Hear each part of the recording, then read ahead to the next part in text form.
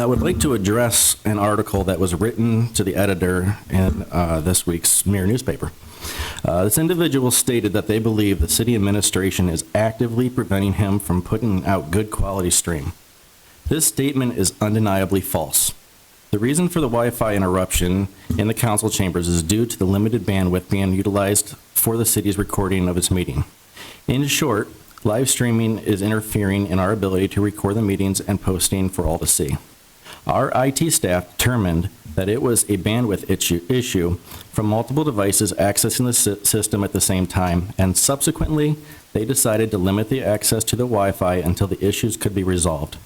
This did resolve the issue with the feed from those cameras, and our staff is working diligently to correct the issue in a way to allow the Wi-Fi to be turned back on as soon as possible. Now, after reading this article, I didn't just blow it off.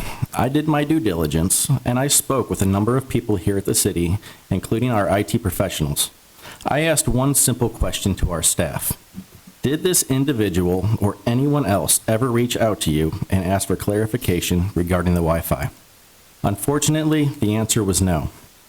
If they had, they would have possessed an appropriate, legitimate answer to that question. However, that would undermine the narrative that our administration is somehow nefariously interfering with his live streaming. An excellent opportunity existed for this individual to have his questions answered regarding the Wi-Fi since the city's Public Information Committee met last Wednesday, and he was in attendance. 5 council members, a city administrator, the law director, and the public information officer were all in attendance. And before the meeting concluded, he was asked directly, "Do you have anything that you would like to discuss?" This gave him an ample opportunity to ask about the Wi-Fi and the topic of live streams. He replied, "No." I was shocked at the answer considering the public remarks that he made a few weeks ago, and Mr. Fiscus even commented that the implementation of the Public Information Committee would allow him the opportunity to address that topic. So I took some time to think about why he didn't speak up, and it dawned on me. He had already sent the article to the editor. Imagine if he had brought the topic up and the results were in his favor. And yes, it would be fair for me to think that he believed the topic would have brought favorable results, because in the article, he wrote, and I quote, "I have reached out to the city council members, and they have been supportive of my live streaming effort and agree that the meetings should be live streamed." Now, how would it have looked if the next day the administration read this atrocious article, slamming them after positively working with him the day before? Since this is now the second time that this individual has publicly addressed live streaming, I think it would be fair for me to respond to this individual publicly as well. First, this individual said that they sent an email to all of council and the administration and received no response. Let me be clear. It is not easily known if another member responds to you. If they do privately, and based on your own admission in the article, and I quote again, "You have reached out to council members and they agree that the meeting should be live streamed." That is exactly what happened.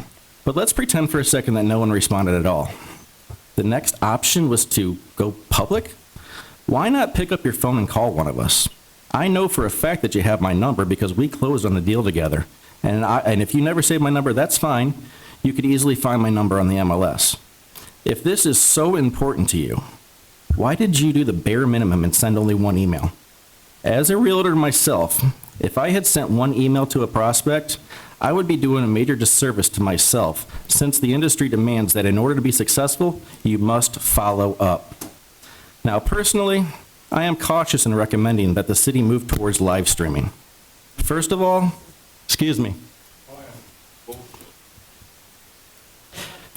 live streaming in municipalities is not the standard. If you look at most municipalities, they don't even record their meetings or post them, so Maumee is already doing more than most. Let me be clear, I am not calling live streaming bad. I just believe that there are many challenges involved that will, in fact, create more negatives than positives. I would like to start with the most important point first, transparency.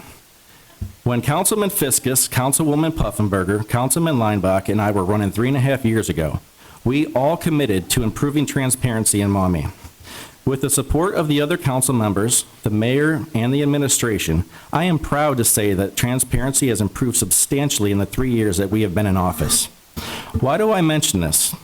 The headline, as well as the first paragraph of the article in the Mirror states, and I'm going to paraphrase to, for time's sake, the city administration is making it harder to provide transparency by not live streaming. Those cameras and these microphones are recording every movement and sound that is happening in these council chambers. And that recording is being posted to the city's website and YouTube page, so that any individual who wishes to see the meeting in its entirety, which carries the added benefit of fast forwarding as needed and rewinding if you are unclear about something, they can do so at their leisure. This is the definition of transparency. If the city were to live stream the meetings, this will add zero. Let me repeat that. Zero added transparency. The information is exactly the same. Being transparent stipulates that you get the information, not when you get the information, with the exception that you receive it within a reasonable amount of time. Next, do I want to watch the Browns game on Sunday afternoon or Monday morning?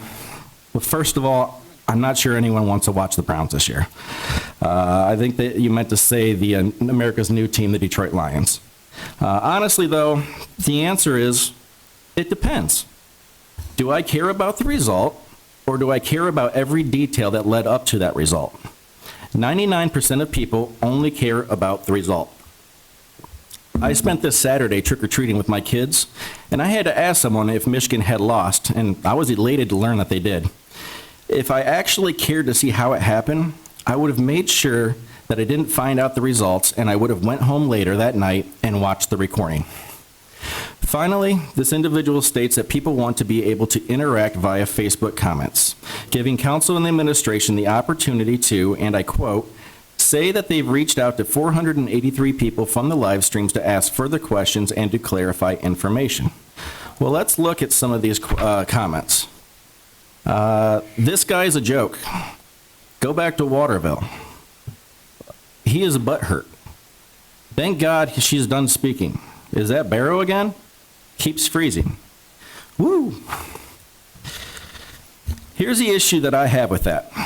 First, what you are doing is compelling each council member and member of this administration to go back home, read the comments, attempt to figure out what part of the video the individual is commenting about, attempt to obtain the person's contact information, and hope they are amenable to having an actual discussion. Instead, I would suggest that if an individual has a question or would like some clarification, reach out to any of us directly, and we will do our best to answer your questions and provide clarification. Thank you. Mr. Kirk, thank you. Okay.